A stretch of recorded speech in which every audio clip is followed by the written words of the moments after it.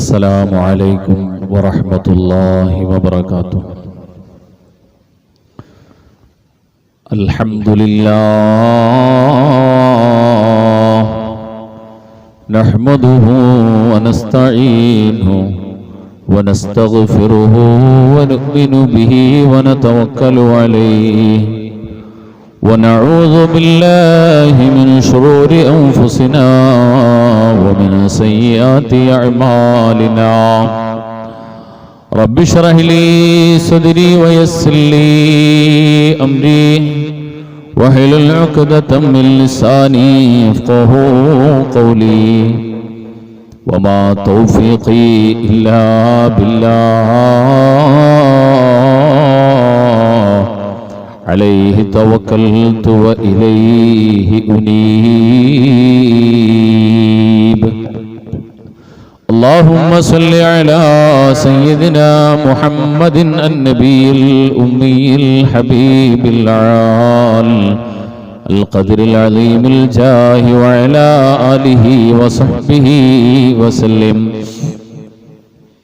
أعوذ بالله من الشيطان الرجيم. بسم الله الرحمن الرحيم. لقد أرسلنا رسلنا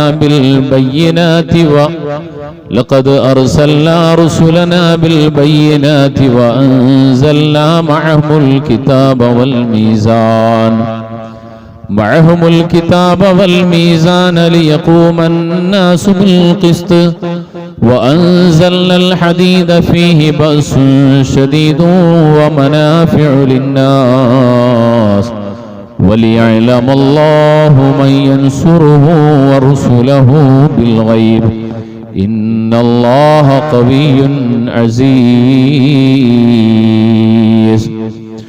وقال النبي صلى الله عليه وسلم إن أمام الدجال سنين خداعا يصدق فيها الكاذب ويكذب فيها الصادق ويخون فيها الأمين ويؤتمن فيها الخائن ويتكلم فيها الرويبضة. قيل وما الرويبضة؟ قال الفبيسك يتكلم في أمر العامة. സ്നേഹാദരണീയരായ പ്രിയപ്പെട്ട മുഅ്മിനീങ്ങളെ, സഹോദരങ്ങളെ, സർവശക്തനായ അല്ലാഹു സുബ്ഹാനഹു വ തആല അനുഗ്രഹീതമായ ജുമുഅ ദിവസത്തിലെ നമ്മുടെ സംഗമത്തെ കബൂൽ ചെയ്യുമാറാകട്ടെ. നാം നിർവഹിക്കുന്ന മുഴുവൻ ഇബാദത്തുകളെയും അല്ലാഹു കബൂൽ ചെയ്യുമാറാകട്ടെ. സ്വാലിഹായ അമലുകളോടൊപ്പം അല്ലാഹു റബ്ബുൽ ആലമീൻ ഇതിനെല്ലാം ഉൾപ്പെടുത്തി അനുഗ്രഹിക്കുമാറാകട്ടെ. ജീവിതത്തിന്റെ ഈ നിമിഷം വരെയും സംഭവിച്ചു പോയ ചെറുതും വലുതുമായ മുഴുവൻ തെറ്റുകുറ്റങ്ങളെയും റഹ്മാനായ റബ്ബ് അവന്റെ മഹൽ ഫദ്ല് കൊണ്ട് പുറത്തു മാപ്പാക്കി തരുമാറാകട്ടെ. ശേഷിക്കുന്ന നമ്മുടെ ജീവിതത്തിന്റെ അവസാന നിമിഷം വരെയും പരിപൂർണമായും നാഥനായ റബ്ബിനെ വഴിപ്പെട്ട് തഖ്വ ചെയ്ത് ജീവിക്കാൻ നമുക്കും നമ്മുടെ വേണ്ടപ്പെട്ട മുഴുവൻ ആളുകൾക്കും അല്ലാഹു തൗഫീഖ് നൽകി അനുഗ്രഹിക്കുമാറാകട്ടെ. നമ്മുടെ ചുറ്റാകെ അന്ത്യവിശ്രമം കൊള്ളുന്ന മുഴുവൻ ഖബറാളികൾക്കും അല്ലാഹു പുറത്തു കൊടുക്കട്ടെ, സ്വർഗ്ഗം നസീബാക്കുമാറാകട്ടെ. ജന്നാത്തുൽ ഫിർദൗസിന്റെ അഹ്ലുകാരിൽ അവരെയും നമ്മയും എല്ലാവരെയും അല്ലാഹു ഉൾപ്പെടുത്തട്ടെ. വിവിധങ്ങളായ നിയ്യത്തുകൾ, രോഗങ്ങൾ, വിഷമങ്ങൾ, പ്രയാസങ്ങളൊക്കെ പറഞ്ഞ് ദുആ വസിയ്യത്ത് ചെയ്ത മുഴുവൻ ആളുകളുടെയും വിഷമതകളെ അല്ലാഹു മാറ്റിക്കൊടുക്കട്ടെ. രോഗങ്ങൾക്ക് ശമനം നൽകട്ടെ. ആരോഗ്യവും ആഫിയത്തിനെയും അല്ലാഹു പ്രദാനം ചെയ്യുമാറാകട്ടെ. പ്രിയപ്പെട്ട മുഅ്മിനീങ്ങളെ, സഹോദരങ്ങളെ, ലോകത്തിലെ ഏറ്റവും വലിയ രാജ്യങ്ങളിൽ 7ാം സ്ഥാനത്തിലുള്ള നമ്മുടെ ഇന്ത്യ എന്ന ബൃഹത്തായ രാജ്യത്തിലെ ഏതാനും സംസ്ഥാനങ്ങൾ വരും ദിവസങ്ങളിൽ അവിടുത്തെ സംസ്ഥാനതല ഭരണ നേതൃത്വത്തെ തിരഞ്ഞെടുക്കാനുള്ള തെരഞ്ഞെടുപ്പിന്റെ സജീവമായ പണിപ്പുരയിലാണ്, തന്ത്രപ്പാടിലും ചർച്ചകളിലുമാണ്. അതിനുവേണ്ടി ആവനാഴിയിൽ അവസാന അസ്ത്രവും എടുത്ത് പ്രയോഗിച്ചുകൊണ്ട് വിവിധ പദ്ധതികളുമായി ജനസമൂഹ മധ്യത്തിലാണുള്ളത്.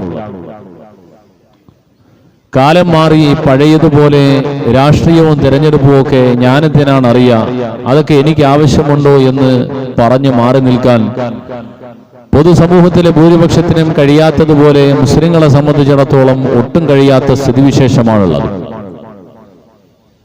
അടുത്തയാഴ്ച 9-ാം തീയതി പോളിംഗ് ബൂത്തിലേക്ക് എത്തുമ്പോൾ ആർക്കാണ് വോട്ട് ചെയ്യേണ്ടത് എന്നത് ഇന്ത്യയിലെ ഓരോ പൗരന്റെയും പൗരാവകാശമാണ്. അത് തീരുമാനിക്കാനും അത് രഹസ്യമാക്കി വെക്കാനും തീരുമാനത്തിന്റെ ന്യായവും ഒക്കെ അവരവരുടെ ജന്മപരമായ പൗരാവകാശത്തിൽപ്പെട്ടതാണ്. എന്നാൽ ഒരു മുസ്ലിമിനെ സംബന്ധിച്ചിടത്തോളം പൗരാവകാശവും ഇതൊക്കെ ഉള്ളപ്പോഴും എല്ലാ കാര്യത്തിലും അവൻ ഊന്നൽ നൽകേണ്ടത് എന്തിനാണ്? രാഷ്ട്രത്തിനും പാർട്ടിക്കും തന്റെ സംഘടനയ്ക്കുമാണോ അതോ അതിനെല്ലാം അപ്പുറം തന്റെ ദീനിനാണോ എന്നത് ഏറ്റവും പ്രധാനപ്പെട്ട ഒരു ചർച്ചാ വിഷയമാണ്. തന്നെ സ്വാധീനിക്കുന്ന തന്റെ സംസാരങ്ങളിലും പ്രവർത്തനങ്ങളിലും നിഴലിച്ചു കാണുന്ന പാർട്ടിയും രാഷ്ട്രീയവും സംഘടനയും എല്ലാം റൂഹ് പിരിയുവോളം കൂടെയുണ്ടാവും.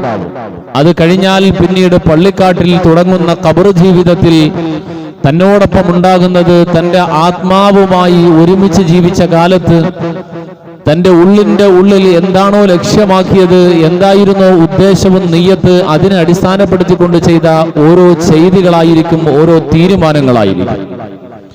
ആ തീരുമാനങ്ങൾ വിശുദ്ധ ദീനിനും മുസ്ലിം സമൂഹത്തിനും ബുദ്ധിമുട്ടുണ്ടാക്കിയിട്ടുണ്ടെങ്കിൽ അതിന്റെ അനന്തരഫലം തീർച്ചയായിട്ടും നമ്മുടെയും ഭാവി ജീവിതത്തിൽ ഖബർ ജീവിതത്തിൽ വന്നു ചേരുക തന്നെ ചെയ്യും. ഒരു സംശയവും വേണ്ട. നാം കാരണം ഒരു മുസ്ലിമിന് അല്ലെങ്കിൽ ഒരു സാധാരണക്കാരനായ മനുഷ്യന് പൊതുസമൂഹത്തിന് ബുദ്ധിമുട്ടുണ്ടായിട്ടുണ്ടെങ്കിൽ തന്റെ മാത്രം ലാഭം ലാക്കാക്കിക്കൊണ്ട് ചെയ്യുന്ന കാര്യങ്ങൾ മറ്റുള്ളവർക്ക് ബുദ്ധിമുട്ടുണ്ടാക്കിയിട്ടുണ്ടെങ്കിൽ അതിന്റെ അനന്തരഫലം ഒരു മനുഷ്യന്റെ ഖബർ ജീവിതത്തിൽ അവനിലേക്ക് എത്തുക തന്നെ ചെയ്യും. അതിൽ ഒരു സംശയവും വേണ്ട, ഉറപ്പായിട്ടും വരും. ജനനം മുതൽ മരണം വരെയും അടുക്കള മുതൽ അന്താരാഷ്ട്രം വരെയും തട്ടുകട മുതൽ പാർലമെന്റ് വരെയുമുള്ള സർവമാന വിഷയങ്ങളെക്കുറിച്ചും പരാമർശിച്ചിട്ടുള്ള, കൃത്യമായി പഠിപ്പിച്ചിട്ടുള്ള വിശുദ്ധ ദീൻ, അങ്ങനെയുള്ള മതമാണ് നമ്മുടെ വിശ്വാസ സംഹിത. ഈ വിശുദ്ധ ദീൻ എങ്ങനെയാണ് പൊതുപ്രവർത്തനം നടത്തേണ്ടത്, നാട് ഭരിക്കപ്പെടേണ്ടത്, പൊതുജനസമൂഹത്തിൽ ജീവിത വ്യവഹാരങ്ങൾ എങ്ങനെ നടപ്പിലാക്കപ്പെടണമെന്നതിനും സുന്ദരമായ കൃത്യമായ സർവസ്വീകാര്യമായ രൂപങ്ങൾ തന്നെ പഠിപ്പിച്ചിട്ടുണ്ട്. അത് മനസ്സിലാക്കുക എന്നതൊരു മുസ്ലിമിനെ സംബന്ധിച്ചിടത്തോളം അനിവാര്യമാണ്. നാം നിലകൊള്ളുന്ന നാട് ബഹുമതങ്ങളുടെ സംഗമഭൂമിയാണ്. ആയിരക്കണക്കിന് വിശ്വാസങ്ങളും ദർശനങ്ങളും വിഭിന്നമായ കാഴ്ചപ്പാടുകളുമുള്ള നാടാണ്. മതമുള്ളവരും ഇല്ലാത്തവരുമുണ്ട്. വിവിധ രൂപത്തിലെ ഭരണ സമ്പ്രദായങ്ങളെ ആഗ്രഹിക്കുന്നവരും താല്പര്യപ്പെടുന്നവരുമായ ആളുകളൊക്കെയുള്ള നാട്ടിലാണ് നമ്മളുള്ളത്. വിശുദ്ധ ദീനുൽ ഇസ്ലാം പഠിപ്പിക്കുന്ന ഭരണ സംവിധാനമോ തെരഞ്ഞെടുപ്പ് രീതികളോ ഒന്നും നമ്മുടെ നാട്ടിൽ പ്രായോഗികമല്ല. എല്ലാ മതസ്ഥരും ചേർന്നുകൊണ്ട് ഈ നാടിൽ ഫോളോ ചെയ്യുന്നത് ജനാധിപത്യ ഭരണ സംവിധാനമാണ്. ജനാധിപത്യത്തിന്റെ പ്രത്യേകമായ രൂപത്തിലൂടെ തങ്ങളുടെ ഭരണ നേതാക്കളെ തിരഞ്ഞെടുക്കുന്ന രീതിയാണ് നമ്മുടെ നാട്, നമ്മുടെ സംസ്ഥാനവും രാജ്യവും ഒക്കെ അവലംബിച്ചു പോരുക. ലോകത്തിന്റെ വിവിധ ഭാഗങ്ങളിലേക്ക് കണ്ണോടിച്ചു കഴിഞ്ഞാൽ വിവിധങ്ങളായ രൂപത്തിലുള്ള ഭരണങ്ങൾ നമുക്ക് കാണാം. രാജഭരണം അല്ലെങ്കിൽ ഏകാധിപത്യ സ്വഭാവത്തിലുള്ള ഭരണമുണ്ട്, പട്ടാള ഭരണമുണ്ട്, മതാധിപത്യ ഭരണമുണ്ട്, ജനാധിപത്യ ഭരണമുണ്ട്. ഇങ്ങനെ പല ഭരണങ്ങളുണ്ട്. ഇതിൽ പല ആളുകളും ധരിച്ചിരിക്കുന്നത് മതാധിപത്യ ഭരണത്തിലെ ഒരു ഭരണമാണ് ഇസ്ലാമിക ഭരണവും എന്ന് പലരും ധരിക്കാറുണ്ട്. എന്നാൽ ഇതൊന്നുമല്ല ഇസ്ലാം പഠിപ്പിക്കുന്ന ഭരണം. ഇസ്ലാം പഠിപ്പിക്കുന്ന ഭരണം ഖിലാഫത്ത് എന്നതാണ്. ഖിലാഫത്ത് എന്ന് പറഞ്ഞാൽ നമുക്ക് ഇന്നത്തെ കാലഘട്ടത്തിൽ ഇന്ന് ജീവിക്കുന്ന സമൂഹത്തിന് പരിചിതമല്ല എന്ന് തന്നെ പറയണം. ആ രൂപത്തിലുള്ള ഒരു ഭരണമാണ് ഖിലാഫത്തുർ റാഷിദയിലൂടെ ലോകം കണ്ടത്. അതായത് ആ സമൂഹത്തിൽ ജീവിക്കുന്ന എല്ലാ മനുഷ്യർക്കും, എല്ലാ ജീവജാലങ്ങൾക്കും, സസ്യലതാദികൾക്കും, പ്രകൃതി വിഭവങ്ങൾക്കും തുല്യമായ പരിഗണന നൽകപ്പെട്ടുകൊണ്ട് മുന്നോട്ട് പോകേണ്ട ഒരു ഭരണ സംവിധാനമാണ് ഖിലാഫത്ത് എന്ന് പറഞ്ഞാൽ. അതിൽ മുസ്ലിമീങ്ങൾ മാത്രമല്ല, മുസ്ലിമീങ്ങളല്ലാത്ത ഒരുപാട് വിശ്വാസികളുണ്ട്. ഹബീബുനാ നബിയുനാ മുഹമ്മദുർ റസൂലുള്ളാഹ്, അല്ലാഹുവിന്റെ പ്രവാചകർ മദീന ത്വയ്യിബയിലെത്തി. പരിശുദ്ധ ദീനുൽ ഇസ്ലാമിന്റെ അഹ്ലുകാരോടൊപ്പം പരിശുദ്ധമായ മദീനയിലെത്തി. ആ മദീനയിലെ തദ്ദേശവാസികൾ യഹൂദികളുണ്ട്, നസാറാക്കളുണ്ട്, മതവിശ്വാസമില്ലാത്തവരുണ്ട്, വിവിധ ദർശനങ്ങളിൽ വിശ്വസിക്കുന്നവരുണ്ട്. ലിൽ യഹൂദി ദീനുഹും വലക്കും ദീനുക്കും, യഹൂദികൾക്ക് അവരുടെ ദീൻ, അവരുടെ വിശ്വാസം, മുസ്ലിമീങ്ങളെ നിങ്ങൾക്ക് നിങ്ങളുടെ വിശ്വാസം, നിങ്ങളുടെ മതം. ഓരോ മതവിഭാഗത്തിനും അവരവരുടേതായ മതങ്ങളെ കുറിച്ച് പഠിപ്പിക്കപ്പെട്ടു. ഇതനുസരിച്ച് ജീവിക്കുവാൻ ഓരോ മതങ്ങളും അവരുടെ അനുയായികളെ പഠിപ്പിച്ചിട്ടുണ്ടെങ്കിൽ ഈ മതങ്ങളെ അനുധാവനം ചെയ്തുകൊണ്ട് നടക്കുന്ന ഭരണ സംവിധാനങ്ങളുണ്ട്. ഹബീബുന മുഹമ്മദുർ റസൂലുള്ളാഹ് മദീനയിലെത്തുമ്പോൾ അവിടെ നടപ്പിലാക്കിയ പരിശുദ്ധ പ്രവാചകന്റെ നേതൃത്വത്തിൽ ലോകത്ത് കാഴ്ചവെക്കപ്പെട്ട ആദ്യത്തെ ഖിലാഫത്തിന്റെ മനോഹരമായ രൂപം അത് മുസ്ലിമീങ്ങൾക്ക് മാത്രം പ്രാപ്യമായിരുന്നതല്ല, എല്ലാ മതവിഭാഗങ്ങൾക്കും ഒരുപോലെ സ്വീകാര്യവും സന്തോഷവുമായിരുന്നു. സന്തോഷത്തോടെ വിഭാഗീയതകളില്ലാതെ മാനവ സൗഹാർദ്ദം കാത്തു സൂക്ഷിച്ചുകൊണ്ട് ജീവിക്കാൻ കഴിയുന്ന സുന്ദരമായൊരു അന്തരീക്ഷം മദീനയിലാണ് ലോകത്ത് പുലർന്നു കണ്ടതെന്ന് നിഷ്പക്ഷമായി ചരിത്രം പഠിച്ച ഏവർക്കും ബോധ്യപ്പെട്ടിട്ടുണ്ട്. ഭരണം എന്നത്, ഭരണകൂടം എന്നത് മനുഷ്യ സമൂഹത്തിന് അനിവാര്യമായ ഒന്നാണ്. ഭരണമില്ലാതെ ലോകത്ത് സമൂഹത്തിന്, സാധാരണക്കാർക്ക്, ദരിദ്രരായ ആളുകൾക്ക്, അവശരായ സാധാരണക്കാരന് സന്തോഷത്തോടെ ജീവിച്ചു പോകാൻ ഭരണമില്ലാത്ത സമൂഹത്തിൽ വളരെ പ്രയാസമാണ്. കയ്യൂക്കുള്ളവനാണ് കാര്യക്കാരൻ, അധികാരമുള്ളവൻ എന്തും ചെയ്യാം. ഭരണസ്വാധീനമുള്ളവൻ, കയ്യൂക്കുള്ളവൻ, സാമ്പത്തിക ഭദ്രതയുള്ളവൻ, മേലാളൻ, മേൽജാതിക്കാരന് എന്തും ചെയ്യാമെന്നുള്ള വ്യവസ്ഥിതി വന്നു കഴിഞ്ഞാൽ സാധാരണക്കാരൻ ഒരുപാട് കഷ്ടപ്പെട്ടു പോകും. അതുകൊണ്ട് തന്നെ ലോകത്തിന്റെ ആധിപത്യം, ലോകത്തിന്റെ ആരംഭകാലം മുതൽ, ലോകോൽപത്തി മുതൽ ഈ ലോകത്തിന്റെ സൃഷ്ടാവ് ആദ്യം മുതൽ അവതരിപ്പിച്ച വിശുദ്ധമായ വേദഗ്രന്ഥങ്ങൾ ഉൾപ്പെടെ, ആദ്യമായി നിയോഗിച്ച പ്രവാചകന്മാരുൾപ്പെടെ, ലോകത്തിലേക്ക് സന്മാർഗത്തിന്റെ സമുദ്രണത്തിന് വേണ്ടി യാത്രയാക്കിയ പ്രവാചകന്മാരുൾപ്പെടെ എല്ലാവരിലൂടെയും ലോകത്തെ പഠിപ്പിച്ചത് സമൂഹത്തിനെ എങ്ങനെ കൈകാര്യം ചെയ്യണം, എങ്ങനെയാണ് അവരെ മുന്നോട്ട് കൊണ്ടുപോകേണ്ടത് എന്നാണ്. ലഖദ് അർസൽനാ റുസുലനാ ബിൽ ബയ്യിനാത്, ലഖദ് അർസൽനാ റുസുലനാ ബിൽ ബയ്യിനാത് വഅൻസൽനാ മഅഹുൽ കിതാബ വൽ മീസാൻ ലിയഖൂമ الناس بالقسط. അല്ലാഹുവിന്റെ വിശുദ്ധ ഖുർആൻ അംബിയാ മുർസലുകളാണ് ആദ്യത്തെ മനുഷ്യൻ അബുൽ ബശർ ആദം നബി അലൈഹിസ്സലാത്തു വസ്സലാം, നമ്മുടെ എല്ലാവരുടെയും ഉപ്പ, നമ്മുടെ എല്ലാവരുടെയും പിതാവ്, ആദ്യത്തെ മനുഷ്യൻ അബുൽ ബശർ ആദം നബി അലൈഹിസ്സലാത്തു വസ്സലാം. ആ പ്രവാചകൻ മുതൽ തുടങ്ങി പിന്നീട് ലോകത്തുള്ള സർവ്വ മനുഷ്യരും ആദമിന്റെ മക്കളാണ്. ആ ആദമിന്റെ പരമ്പരയിൽ പിന്നീട് പ്രത്യേകം തിരഞ്ഞെടുക്കപ്പെട്ട ആളുകളെയാണ്, മഹോന്നതമായ സ്ഥാനം നൽകി ആദരിക്കപ്പെട്ടവരെയാണ് മുർസലുകൾ എന്ന് വിശുദ്ധ ഇസ്ലാം ലോകത്തെ പരിചയപ്പെടുത്തിയത്. ഈ റസൂലുമാരെ അള്ളാഹു അയച്ചതിനെ കുറിച്ച് അള്ളാഹു പറയാണ്, ലഖദ് അർസൽനാ റുസുലനാ ബിൽ ബയ്യിനാത്. മാനവകുലത്തിനെ നന്മയിലേക്ക് നയിക്കുവാൻ, ശരിയേത് തെറ്റേത് ഇത് പഠിപ്പിക്കുവാൻ ലോകത്ത് നിയോഗിതരായവരാണ് അംബിയാ മുർസലുകൾ. മൃഗങ്ങളെ സംബന്ധിച്ചിടത്തോളം ഒരു വഴികാട്ടിയുടെ ആവശ്യമില്ല. മൃഗങ്ങൾ പിറന്ന് ഭൂമിയിലേക്ക് വീണു കഴിഞ്ഞാൽ എത്രയോ ജീവജാലങ്ങൾ, അവയുടെ ലോകത്തിലേക്ക് നമ്മളൊന്ന് കണ്ണോടിച്ചു നോക്കിയാൽ അവയുടെ അമ്മ പിന്നീട് അതിന്റെ ഭാവി പരിപാലനത്തിന് കൂടെ ഇല്ലാത്ത എത്രയോ ജീവജാലങ്ങളുണ്ട്. അമ്മയെ കാണാതെ മുട്ട വിരിഞ്ഞ് ഏകാന്തമായി പുറത്തു വന്ന് പ്രകൃതിയോട് ലയിച്ചു ചേർന്ന് ജീവിതത്തിൽ സമൂഹത്തിന്റെ, പ്രകൃതിയുടെ പൊതുജീവിതത്തിലേക്ക് ഇഴുകിച്ചേരുന്ന ഒട്ടേറെ ജീവജാലങ്ങളുണ്ട്. മനുഷ്യനെ സംബന്ധിച്ചിടത്തോളം അത് സാധ്യമല്ല. മനുഷ്യന് ശരിയും തെറ്റും, നന്മയും തിന്മയും, നല്ലതും മോശമായതും വേർതിരിച്ച് പറഞ്ഞ് മനസ്സിലാക്കി കൊടുക്കാനും വഴി തെളിച്ചു കൊടുക്കാനും ഒരു സഹായം ഉണ്ടായേ മതിയാവൂ. അതിനുവേണ്ടി അള്ളാഹു യാത്രയാക്കിയവരാണ് റസൂലുമാർ, നബിമാർ, മുർസലുകൾ, മഹാപുരുഷന്മാർ, വിവിധ മതങ്ങൾ, വിവിധ രൂപത്തിൽ വിശ്വസിക്കപ്പെടുന്ന മഹാപുരുഷന്മാർ. അവർ ലോകത്ത് നിയോഗിതരായ പ്രവാചകന്മാരെ കുറിച്ച്, അവരെ നിയോഗിച്ച കാര്യങ്ങളെ കുറിച്ച് അവരുടെ സൃഷ്ടാവ്, ലോകത്തിന്റെ സൃഷ്ടാവ് പരിചയപ്പെടുത്തുന്നു. ലഖദ് അർസൽനാ റുസുലനാ ബിൽ ബയ്യിനാത്. വ്യക്തമായ ദൃഷ്ടാന്തങ്ങളോടെ മുർസലുകളെ, റസൂലുമാരെ അയച്ചവൻ നാമാണ് റസൂലുമാരെ അയച്ചത്. ആ റസൂലുമാരെ അയക്കുമ്പോ വഅൻസൽനാ മഅഹുൽ കിതാബ്, വേദഗ്രന്ഥങ്ങളും ഗ്രന്ഥങ്ങളും അവരോടൊപ്പം കൂടെ കൊടുത്തു വിട്ടു. എന്താണ് ഓരോ കാര്യത്തിലും എടുക്കേണ്ട തീരുമാനം? ഒരു വിഷയമുണ്ടായാൽ എങ്ങനെ തീരുമാനിക്കപ്പെടണം, അതിന്റെ പൂർത്തീകരണം എങ്ങനെയാകണം എന്നൊരു കൃത്യമായ നിയമനിർദ്ദേശങ്ങൾ ഉൾക്കൊള്ളുന്ന ഏറ്റവും സുന്ദരമായ വേദപുസ്തകം റസൂലുമാർക്ക് കൊടുത്തുവിട്ടു. അത് നോക്കിയിട്ടാണ് അവർ നിയമങ്ങൾ പറയാ. നിയമം മനുഷ്യനുണ്ടാക്കാൻ കഴിയൂല. മനുഷ്യനിർമ്മിതമായ നിയമങ്ങളെല്ലാം അപര്യാപ്തമാണ്.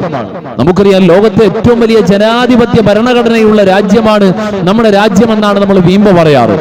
ഈ രാജ്യത്തിന്റെ ഭരണഘടന എത്ര വട്ടമാണ് ഭേദഗതിക്ക് വിധേയമായിട്ടുള്ളത് എന്ന് ചോദിച്ചാൽ എത്രയോ വട്ടം, 50-ലധികം തവണ ഭേദഗതിക്ക് വിധേയമായി എന്നാണ്. അതിലധികം എത്രയോ വട്ടം ഭേദഗതിക്ക് വിധേയമായി. ഓരോ വർഷവും എത്രയെങ്കിലും വട്ടം. നിലവിലെ ഏറ്റവും നികൃഷ്ടമായ സമീപനങ്ങൾ സ്വീകരിച്ചു പോകുന്ന ഭരണകൂടം എത്ര വട്ടം അതിനെ ഭേദഗതിക്ക് വിധേയമാക്കിയെന്ന് നമുക്കറിയില്ല. മനുഷ്യനിർമ്മിതമായ ഭരണഘടനകൾ എപ്പോഴും സന്ദർഭത്തിനനുസരിച്ച് മാറ്റിക്കൊണ്ടേയിരിക്കും. എന്നാൽ ഇന്നലെയും ഇന്നും നാളെയും അറിയുവാൻ യഥാർത്ഥ സൃഷ്ടാവിന് മാത്രമേ കഴിയൂ, ഭാവി അറിയുന്ന ഉടമസ്ഥന് മാത്രമേ കഴിയൂ. അതുകൊണ്ട് തന്നെ ആ രക്ഷിതാവ് അയച്ചിട്ടുള്ള, തീരുമാനിച്ചിട്ടുള്ള നിയമനിർദ്ദേശങ്ങൾ എന്താണോ അതാണ് വേദങ്ങൾ. ആ വേദങ്ങളുമായി അയക്കപ്പെട്ടവരാണ് പ്രവാചകന്മാർ. ആ പ്രവാചകന്മാരെ അള്ളാഹു ഭൂലോകത്തേക്ക് യാത്രയാക്കി. അള്ളാഹു പറയാ,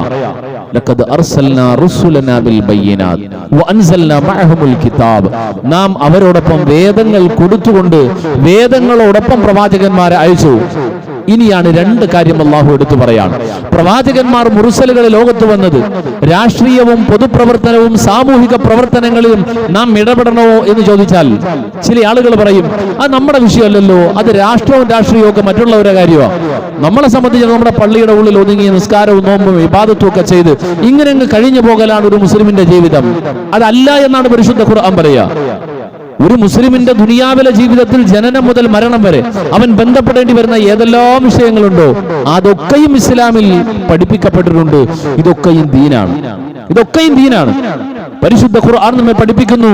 എന്തിനാണ്? റസൂലുമാരെ അള്ളാഹു അയച്ചു വേദഗ്രന്ഥങ്ങളോടൊപ്പം. നമുക്കൊക്കെ പരിചിതമാണ് ഖുർആൻ, അതിനു മുമ്പത്തെ ഇൻജീൽ, അതിനു മുമ്പ് സബൂർ, അതിനു മുമ്പ് തൗറാത്ത്, അതിനു മുമ്പ് ഏടുകൾ.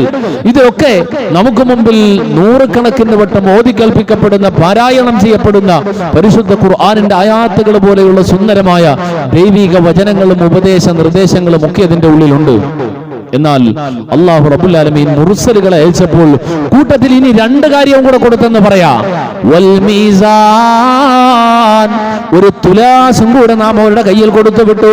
വൽ മീസാൻ വഅൻസൽനാ മഅഹുൽ കിതാബ വൽ മീസാൻ, ഒരു തുലാസും കൂടി അവരോടൊപ്പം കൊടുത്തു വിട്ടു. എന്തിനു വേണ്ടിയാ? ലിയഖൂമന്നാസ ബിൽ ഖിസ്തി, ജനങ്ങൾക്കിടയിൽ നീതി നടപ്പിലാക്കുന്നതിന് വേണ്ടി, നീതി സ്ഥാപിക്കുന്നതിന് വേണ്ടി, മര്യാദയോടെ സമൂഹത്തിൽ എല്ലാവർക്കും ജീവിക്കുവാനുള്ള സൗകര്യങ്ങൾ ഒരുക്കപ്പെടുന്നതിന് വേണ്ടി ഒരു തുലാസിനെ കൂടി പടച്ച റബ്ബ് മുർസലുകളോടൊപ്പം കൊടുത്തുവിട്ടു. ഇനി പറയുന്നതാണ് അടിവരയിട്ട് മനസ്സിലാക്കേണ്ടത്. പൊതുപ്രവർത്തനവും പൊതുജീവിതവും രാഷ്ട്രവും രാഷ്ട്രീയവും ഭരണവും ഭരണ സംവിധാനവും ഒരു മുസ്ലിമിനെ സംബന്ധിച്ചിടത്തോളം അറിയേണ്ടതുണ്ട്. അതെങ്ങനെ കൊണ്ടുപോകണമെന്ന് മനസ്സിലാക്കേണ്ടതുണ്ട്. അതിൽ പങ്കാളിത്തം വഹിക്കേണ്ടത് എങ്ങനെ എന്നതിനെ കുറിച്ച് മനസ്സിലാക്കേണ്ടതുണ്ട്. അള്ളാഹുവിന്റെ വിശുദ്ധ ഖുർആൻ وأنزلنا الحديد فيه بأس شديد. അള്ളാഹു പറയുന്നത് എന്താണെന്നറിയോ? അള്ളാഹു മുർസലുകളെ അയച്ചു, അവരോടൊപ്പം വേദങ്ങൾ കൊടുത്തു, തുലാസിനെയും കൊടുത്തു. ശരിയും തെറ്റും ഇങ്ങനെ അളന്നു നോക്കാൻ, സ്വർണ്ണ തൂക്കം തോക്കുന്നത് പോലെ അതിലെ ശരിയും തെറ്റും എത്രയുണ്ടെന്ന് കൃത്യമായി കാണിച്ച് മനസ്സിലാക്കിക്കൊണ്ട് തീരുമാനമെടുക്കാൻ പറ്റുന്ന ഒരു തുലാസ് പ്രവാചകന്മാരുടെ കയ്യിൽ കൊടുത്തു. ഇനി പറയാണ് ഒരു ഇരുമ്പും കൂടെ കൊടുത്തിട്ടുണ്ട്. ഹദീദ് എന്ന പറഞ്ഞു, ഒരു ഇരുമ്പും കൂടി. വേണമെങ്കിൽ എന്നല്ലാതെ പറയാമായിരുന്നു, വാള് കൂടെ കൊടുത്തു എന്ന് പറയാമായിരുന്നു. അല്ലെങ്കിൽ വേറെ ഏതെങ്കിലും അക്കാലഘട്ടത്തിൽ ഖുർആൻ അവതരിക്കുന്ന കാലഘട്ടത്തിലെ ഒരു ആയുധം പരിചയപ്പെടുത്തിക്കൊണ്ട് ഇതും കൂടെ കൊടുത്തുവിട്ടു എന്നല്ലാതെ പറയാമായിരുന്നു. എന്നാൽ അല്ലാഹ് അവിടെ ഉപയോഗിച്ചത് അൻസൽ ഹദീദ്, ഇരുമ്പും കൂടെ നാം കൊടുത്തുവിട്ടു. ഫീഹി ബഅസുൻ ശദീദ്, അത് കുറച്ച് കടുപ്പമേറിയതാണ്, അത് കുറച്ച് കടുത്തതാണ്. എന്നാൽ ആ ഇരുമ്പ് കൊണ്ട് ജനങ്ങൾക്ക് ഒരുപാട് ഉപകാരവുമുണ്ട്, ജനങ്ങൾക്ക് ഒരുപാട് മെച്ചവും അതിനകത്തുണ്ട്. എന്തിനാണ് ഇത് കൊടുത്തുവിട്ടെന്നറിയോ? അള്ളാഹയെ സഹായിക്കുന്നവൻ ആര് എന്നറിയാൻ, അള്ളാഹുവിനെ സഹായിക്കുന്നവർ ആര് എന്നറിയാനാണ് പ്രവാചകന്മാരോടൊപ്പം ഇരുമ്പിനെയും കൂടെ കൊടുത്തുവിട്ടത്. ഒന്ന് പഠിച്ചു നോക്കിയേ. ആ ഇരുമ്പിലൂടെയല്ലേ പിന്നെ ലോകം മുഴുവനും കീഴടക്കപ്പെട്ടത്, മാനവകുലം ജയിച്ചടക്കിയത്, ലോകത്തിന്റെ വിവിധ ഭാഗങ്ങൾ വെട്ടിപ്പിടിച്ചത്, കീഴടക്കിയത് വലിയ വലിയ പടയോട്ടങ്ങൾ നടത്തിയിട്ടാണ്. പടയോട്ടങ്ങളിലെ പ്രധാന സഹായ വസ്തു എന്തായിരുന്നു? ആയുധങ്ങളാണ്. ആദ്യകാലങ്ങളിൽ കത്തിയും പരിചയും വാളും പലതരത്തിലുള്ള ഇരുമ്പിനാൽ നിർമ്മിതമായ ആയുധങ്ങളായിരുന്നുവെങ്കിൽ കാലം പുരോഗമിച്ചപ്പോൾ അതേ ഇരുമ്പ് കൊണ്ട് നിർമ്മിക്കപ്പെട്ട അത്യന്താധുനിക ആയുധങ്ങളാണ് ഇന്ന് അറേബ്യൻ ഗൾഫിൽ പശ്ചിമേഷ്യയിൽ തീതുപ്പിക്കൊണ്ടിരിക്കുന്നത്. ഇരുമ്പിനാൽ നിർമ്മിതമായതാണ്.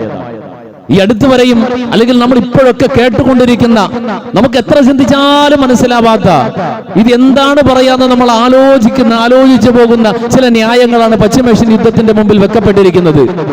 അടയിരിക്കുന്നവർ ആണവായുധങ്ങൾ നിർമ്മിച്ച് അതിന്റെ മേൽ അടയിരിക്കുന്ന, കിടന്നുറങ്ങുന്ന, അനുദിനം അതിനെ ഡെവലപ്പ് ചെയ്തുകൊണ്ട് ഗവേഷണം നടത്തിക്കൊണ്ടിരിക്കുന്ന അമേരിക്കയും അതേപോലെയുള്ള സഖ്യരാജ്യങ്ങളും അനുദിനം ആണവായുധം വികസിപ്പിച്ചു കൊണ്ടിരിക്കുന്നു. മാനവകുലത്തിനെയല്ല, ഭൂലോകത്തെ വെണ്ണീറാക്കാൻ പര്യാപ്തമായ ആയുധങ്ങൾ നിർമ്മിച്ചു കൊണ്ടിരിക്കുമ്പോൾ അവർ മറ്റൊരു രാജ്യത്തോട് പറയാണ്, നിങ്ങളിതുണ്ടാക്കാൻ പാടില്ല, നിങ്ങളിതുണ്ടാക്കാൻ പാടില്ല. എന്ത് ലോജിക്കാണ് ഇവിടെ ഉള്ളത്? എന്ത് ന്യായമാണത് പറയാനുള്ളത് എന്നാണ്. ഇതുണ്ടാക്കിയവൻ കയ്യിൽ വെച്ചിരിക്കുന്നു. അതെന്തിനാ വെച്ചിരിക്കുന്നേ? ഇതെന്തിനാണിത് കൈവെള്ളയിൽ വെച്ചിരിക്കുന്നത്? ഇത് കഴിഞ്ഞിട്ട് വീണ്ടും എന്തിനാണ് അതിൽ ഡെവലപ്മെന്റ്? വീണ്ടും ഇതുപോലെയുള്ള മാരക പ്രഹരശേഷിയുള്ള ആയുധങ്ങൾ എന്തിനാണ് കണ്ടുപിടിച്ചു കൊണ്ടിരിക്കുന്നത്? എന്തിനാണ് നിർമ്മിച്ചു കൊണ്ടിരിക്കുന്നത് എന്നതിന് ചോദ്യമോ മറുപടിയോ ഇല്ല. അവർക്കെന്തുമാകാം, നിങ്ങൾക്കാകാൻ പാടില്ല. ഇത് ഖുർആനിനെതിരാണ്. ഒരു മുസ്ലിമിനെ സംബന്ധിച്ചിടത്തോളം ഇതല്ല ഖുർആൻ പഠിപ്പിക്കുക. മുസ്ലിമിനെ സംബന്ധിച്ചിടത്തോളം ഖുർആൻ പഠിപ്പിക്കുന്നതാണ് മുസ്ലിമിന് മാത്രമല്ല മനുഷ്യരാശിക്കാകമാനം, മാനവകുലത്തിനാകമാനം, ലോകത്തെ എല്ലാ വിഭാഗങ്ങൾക്കും ഒരേ ന്യായമാണ്. നിലനിൽപ്പിന് സഹായകമായ പലതും കൂടെ വേണം. ഉത്തര കൊറിയയുടെ പ്രസിഡന്റ് കിം ജോങ് ഉൻ അതുകൊണ്ടാ പറഞ്ഞത്, ഇനിയുള്ള കാലം ആയുധബലത്തിന്റെ കാലമാണ്. ആയുധങ്ങൾ ഞങ്ങൾ വികസിപ്പിക്കും, ആണവായുധം ഇനിയും വികസിപ്പിക്കും. ഇനിയും ഞങ്ങൾക്ക് ലോകത്ത് പിടിച്ചു നിൽക്കാൻ, അമേരിക്കൻ ഭീകര ശക്തികളോട് പിടിച്ചു നിൽക്കാൻ എന്തെല്ലാം വേണോ അതൊക്കെ ഞങ്ങൾ ഉണ്ടാക്കും. അതിൽ എതിരല്ല, ഞങ്ങൾ ഉണ്ടാക്കും എന്നാ പറയണേ. എന്തുകൊണ്ട്? എങ്കിലേ പിടിച്ചു നിൽക്കാൻ പറ്റൂ. കയ്യൂക്കുള്ളവനെ നിലനിൽക്കാൻ കഴിയുമെന്നുള്ളതാണ്. ഓച്ചാനിക്കുന്നവന് നിലനിൽക്കാൻ കഴിയൂല. കയ്യൂക്കുള്ളവനെ നിലനിൽക്കാൻ കഴിയൂ. കയ്യൂക്കുള്ളവനും ആയുധബലമുള്ളവനെ നിലനിൽക്കാൻ കഴിയൂ. പരിശുദ്ധ ഖുർആൻ അതാ പറഞ്ഞത്. നബിമാരെ അല്ലാഹു കിതാബ് കൊടുത്തു വിട്ടു, ഒപ്പം തുലാസ് കൊടുത്തു വിട്ടു. അതോടൊപ്പം പറയണു അൻസൽന, അതോടൊപ്പം ഇരുമ്പിനെയും കൊടുത്തു വിട്ടു. ഫീഹി ബൗസുൻ ഷദീദ്, അത് കുറച്ച് കടുപ്പമേറിയതാണ്. വ മനാഫിഉ ലിന്നാസ്, ഇതിൽ ജനങ്ങൾക്ക് ഉപകാരമുള്ള ഒരുപാട് കാര്യമുണ്ട്. എന്താ ജനങ്ങൾക്ക് ഉപകാരം? അക്രമിയെ പിടിച്ചു നിർത്താൻ, അരാജകത്വത്തിന് വിലങ്ങിടാൻ, സമൂഹത്തിന്റെ സുന്ദരമായ സാമൂഹിക ജീവിതം ക്രമപ്പെടുത്തുവാൻ ഭരണാധികാരികളുടെ കൈകളിൽ മര്യാദയോടെ വിനിയോഗിക്കപ്പെടുന്ന ആയുധങ്ങൾ ഉണ്ടാകണം. അത് അസ്ഥാനത്ത് വിനിയോഗിക്കപ്പെടുമ്പോൾ അത് നാടിനും നാട്ടുകാർക്കും സമൂഹത്തിനും ലോകത്തിനാകെ ഭീഷണിയായി മാറുകയാണ്. അതാണ് ഇന്ന് നമ്മൾ ലോകത്ത് കാണുക. ഇന്ന് നമ്മൾ ലോകത്ത് കാണുന്നതാണ്. വിശാലമായി നീട്ടിപ്പരത്തി പറഞ്ഞു പോകാനുള്ള സമയമില്ല. ഞാൻ വളരെ ചുരുക്കി പറയാം. ഒരാഴ്ചയാണുള്ളത് നമ്മുടെ മുമ്പിലേക്ക്. അടുത്ത ആഴ്ച 9-ാം തീയതി പോളിംഗ് ബൂത്തിലേക്ക് എത്തുമ്പോൾ ഓരോ പൗരന്മാരായ നമുക്കും നമ്മുടെ മനസ്സിൽ നമ്മുടെ കാഴ്ചപ്പാടനുസരിച്ച് ആർക്ക് വോട്ട് ചെയ്യണം എന്നതിൽ ഏകദേശം ധാരണയുണ്ട്. എന്നാൽ ഒരു മുസ്ലിം അവന്റെ ഇസ്ലാമിക ജീവിതത്തിന്, ഇസ്ലാമിക അധ്യാപനങ്ങളെ മുൻനിർത്തിക്കൊണ്ട് ചിന്തിച്ചാൽ അവന്റെ വോട്ടിൽ ഒന്നാമതായി പരിഗണിക്കപ്പെടേണ്ടത് ആരെയെന്ന് ചോദിച്ചാൽ ഒന്നാമതായി പരിഗണിക്കപ്പെടേണ്ടത് അവന്റെ മതത്തിനെയാണ്, വിശ്വാസത്തിനെയാണ്, ദീനിനെയാണ്. അത് പറയാൻ എന്തിനാ മടിക്കേണ്ടത്? ഒരു മന്ത്രിസ്ഥാനം അധികം ചോദിച്ചാൽ എന്തോരം കോലാഹലമാണ്, എന്ത് വലിയ കോലാഹലമാണ്. തെരഞ്ഞെടുപ്പ് നടന്നില്ല, തെരഞ്ഞെടുപ്പ് ഇനി നടക്കണം. അത് കഴിഞ്ഞിട്ടാണ് ഭരണ സംവിധാനം വരിക. അത് വരുമ്പോൾ അന്ന് മുഖ്യമന്ത്രി ആരായിരിക്കും, ഉപമുഖ്യമന്ത്രി ആരായിരിക്കും? മുസ്ലിം രാഷ്ട്രീയ പാർട്ടികളെ ചൂണ്ടിക്കൊണ്ട് പറയാ, ഇവര് ജയിച്ചാൽ ഇന്നയാളായിരിക്കും, അല്ലെങ്കിൽ ഇന്ന മുസ്ലിം പ്രസ്ഥാനത്തിന്റെ സ്വാധീനത്തിലായിരിക്കും ഉപമുഖ്യമന്ത്രി ഉണ്ടാവുക, അല്ലെങ്കിൽ ഇന്ന സ്ഥാനം വരിക എന്ന് പറയാണ്. തിരിച്ച് അതിന് മറുപടി കൊടുക്കുമ്പോൾ തിരിച്ച് മറുചോദ്യം സമുദായത്തിൽ നിന്നും ഉണ്ടാകുന്നില്ല. എന്തുകൊണ്ട് ചോദിച്ചുകൂടാ? തിരിച്ച് ഏത്തമിടുകയാണ്. ലജ്ജാകരമല്ലേ? ഈ സമുദായം ഏത്തമിടുകയാണ്. ഈ രാജ്യത്തെ ഏറ്റവും വലിയ മതവിഭാഗം, ഇന്ത്യയിലെ ഏറ്റവും വലിയ മതവിഭാഗം, ന്യൂനപക്ഷമല്ല നാം, അംഗബലത്തിൽ ഏറ്റവും 1-ാം നമ്പറായിട്ടുള്ളത് കേരളത്തിലെ ഏറ്റവും വലിയ മതവിഭാഗം. കേരളത്തിൽ 26% മുസ്ലിമീങ്ങൾ, 26% നമ്മളെക്കാളും അംഗബലമുള്ള, മനുഷ്യവിഭവശേഷി കേരളത്തിലെ ജനസംഖ്യയിലുള്ള വേറൊരു മതവിഭാഗത്തിന് ഒരു മതവിഭാഗമായിട്ട് എണ്ണിക്കാണിക്കട്ടെ. എത്ര പേർക്ക് കാണിക്കാൻ കഴിയും? ഒരു മതം എന്ന് പറഞ്ഞാൽ ഒരു ദൈവിക വിശ്വാസം, ഒരു ആരാധ്യ സങ്കല്പം, ഒരു പ്രവാചക വിശ്വാസം, ഒരു മരണാനന്തര ജീവിതം, ഒരു വേദവിശ്വാസം. ഇതാണ് ഒരു മതം. അതനുസരിച്ചിട്ട് ഓരോ മതങ്ങളെയും എടുത്തിട്ട് എന്നിട്ട് ആ മതങ്ങളെ എണ്ണിക്കൊണ്ട് കേരളത്തിൽ മുസ്ലിം സമുദായത്തിനേക്കാൾ അംഗസംഖ്യ കൂടുതലുള്ള ഏത് മതവിഭാഗമാണ് ഉള്ളത്? അങ്ങനെയുള്ള ഒരു മതവിഭാഗത്തിനെ കുറിച്ച് ഓടുന്നതിന് മുമ്പേ ഒരു മുഴം മുമ്പ് എറിഞ്ഞിട്ട് പറയാണ്, അടുത്ത ഭരണം വന്നാൽ മുസ്ലിങ്ങളിൽപ്പെട്ട ഇന്നയാളുകളായിരിക്കും ഉപമുഖ്യമന്ത്രി സ്ഥാനം ചോദിക്കുക എന്ന് ചോദിച്ചാൽ തിരിച്ചു ചോദിക്കാൻ എന്തുകൊണ്ട് നമുക്ക് നാവ് പൊന്തുന്നില്ല? എന്തേ ഞങ്ങൾക്ക് ചോദിക്കുന്നതിന് എന്താണ് കുഴപ്പം? ചോദിക്കാൻ ഞങ്ങൾക്ക് ധാർമ്മികമായ അധികാരവും അവകാശവും ഇല്ലേ?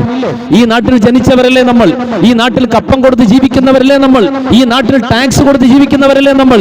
26% മുസ്ലിമീങ്ങളുള്ള കേരള ജനതയിൽ കേരളത്തിന്റെ സ്വതന്ത്ര കേരളത്തിന്റെ ചരിത്രം തുടങ്ങി ഇന്നേ വരെ എത്തുമ്പോൾ ഒരു വർഷം തികച്ച ഒരു മുഖ്യമന്ത്രി മുസ്ലിം സമുദായത്തിന് ഉണ്ടായിട്ടുണ്ടോ? ഇല്ല എങ്കിൽ ഇപ്പോഴും ചോദിച്ചു കളയുമെന്നത് എന്തോ ഒരു മഹാ അപരാധം പോലെയാ പറയാ. നമ്മളൊന്ന് ആലോചിച്ചൊക്കെ, ചോദിക്കുന്നതിൽ എന്താ പ്രശ്നം? ചോദിക്കുകയല്ലേ വേണ്ടത്? 2.5% ചോദിക്കാം, 5% ചോദിക്കാം, 10% ചോദിക്കാം. 26% അവന്റെ അവകാശം മിണ്ടാൻ പാടില്ല. ആരാണ് ഈ രാഷ്ട്രീയം പഠിപ്പിച്ചത്? മുൻകാലങ്ങളെ അപേക്ഷിച്ച് മുസ്ലിം സമുദായത്തിന്റെ രാഷ്ട്രീയ പാർട്ടികൾ ഏറ്റവും ചർച്ച ചെയ്യപ്പെടുന്ന തെരഞ്ഞെടുപ്പാണ് കടന്നു പോവുക. ഈ കഴിഞ്ഞ തെരഞ്ഞെടുപ്പുകളും അങ്ങനെ തന്നെയാണ്. പഞ്ചായത്തിലും ലോക്സഭയിലുമൊക്കെ എന്താണ് സംഭവിച്ചതെന്നറിയോ? കാലം ഒരുപാട് പിന്നിട്ട് ഇന്നലകളിലേക്ക് നമ്മൾ പഠിച്ചു പോയാൽ, സ്വതന്ത്ര ഇന്ത്യ സ്വാതന്ത്ര്യം നേടിക്കഴിഞ്ഞപ്പോൾ ഇന്ത്യയെ സ്വാതന്ത്ര്യത്തിന് വേണ്ടി നയിച്ച, ഇന്ത്യൻ സ്വാതന്ത്ര്യ സമരത്തിന്റെ മുന്നണി പോരാളികളായിരുന്ന ഇന്ത്യയുടെ സ്വാതന്ത്ര്യ സമര സേനാനികൾ, രാജ്യത്തിന് വേണ്ടി രക്തസാക്ഷികളായവർ, അവരെല്ലാം അല്പം മെച്ചപ്പെട്ട സൗകര്യങ്ങൾ തേടി അവരിൽപ്പെട്ട വലിയൊരു വിഭാഗം ആളുകൾ പാകിസ്ഥാനിലേക്ക് ഇന്ത്യ വിഭജന കാലത്ത് അവർ പോയി. പിന്നീട് ശേഷിച്ചത് കുറെ ചണ്ടികളാണ്, ഒന്നും അറിയാത്ത കുറെ ദരിദ്രരും കഷ്ടപ്പെടുന്നവരുമായ കുറെ മനുഷ്യരാണ്. അവർക്ക് പിന്നീട് രാജ്യം എങ്ങനെ കൊണ്ടുപോകണമെന്ന് അറിയാത്ത അവസ്ഥയിലായി. അവർ വിട്ടേച്ചു പോയ, അന്ന് അവസാന വണ്ടി കയറി പോകുമ്പോൾ വിട്ടേച്ചു പോയ സ്വത്തും മുതലും അത് വഖഫായി രാജ്യത്ത് ബാക്കിയാക്കിയിട്ടാ പോയത്. FCRIയിലൂടെ കിട്ടിയതല്ല. FCRI കുറിച്ച് പറഞ്ഞപ്പോ വഖഫിന്റെ പേരിൽ മുസ്ലിം സമുദായം ഒന്നാകെ ഒരുമിച്ച് ശബ്ദിക്കുമ്പോൾ മറുഭാഗത്ത് മാറിയിരുന്ന് ചിരിച്ചവനോട് ഇതേ മിമ്പറുകളിലൂടെ നമ്മെ പോലെയുള്ള ആയിരക്കണക്കിന് പരിശുദ്ധ ദീനിന്റെ ഉലമാക്കൾ പറഞ്ഞു, പഴുത്ത ഇല വീഴുമ്പോൾ നിങ്ങൾ ചിരിക്കുകയാണല്ലോ, നാളെ നിങ്ങൾക്കാണ് ചാൻസ്. ഈ ആഴ്ച കരഞ്ഞുടങ്ങാം. FCRയുടെ പേരിൽ കരയാ, മുസ്ലിം സമുദായത്തിന് കരയേണ്ടതില്ല. FCRയുടെ പേരിൽ മുസ്ലിങ്ങൾക്ക് കരയേണ്ടതില്ല. എന്തുകൊണ്ട്? FCRയുടെ പണം വാങ്ങിക്കൊണ്ടല്ല മുസ്ലിം സമുദായത്തിന്റെ പള്ളികളും മദ്രസകളും പ്രവർത്തിക്കുക. മുസ്ലിം സമുദായത്തിന്റെ പള്ളികളും മദ്രസകളും, ഈ നാട്ടിൽ ഉണ്ടാക്കപ്പെട്ട പള്ളികളും മദ്രസകളും ഒക്കെ ഈ നാട്ടിലെ ഞാനും നിങ്ങളും ഉൾപ്പെടെയുള്ള മുസ്ലിം സമുദായം പടച്ചറബിന്റെ ആഖിറം പ്രതീക്ഷിച്ചുകൊണ്ട് ദാനം നൽകിയ, ഹലാലായ ഏറ്റവും ശുദ്ധമായ പണം, ദാനം നൽകപ്പെട്ട പണത്തിൽ നിന്നും ഉണ്ടാക്കപ്പെട്ടതാണ് പള്ളിയും മദ്രസയും ദീനിന്റെ ഭൂരിപക്ഷം വരുന്ന സ്ഥാപനങ്ങൾ. ഒറ്റപ്പെട്ട വളരെ വിരളം വരുന്ന അപൂർവങ്ങളിൽ അപൂർവമായി ഒരു പെർസെന്റേജ് പോലും ചിലപ്പോൾ ഉണ്ടാവാൻ സാധ്യതയില്ല മുസ്ലിം സമുദായത്തിൽ FCRI കൊണ്ടുവന്നത്. അതുകൊണ്ട് നമ്മെ സംബന്ധിച്ചിടത്തോളം FCRI പേരിൽ ഒരു കൂട്ടക്കരച്ചിലിന്റെയും ആവശ്യമില്ല, ഒരു പിന്തുണയുടെയും ആവശ്യമില്ല. കാരണം എന്തേ?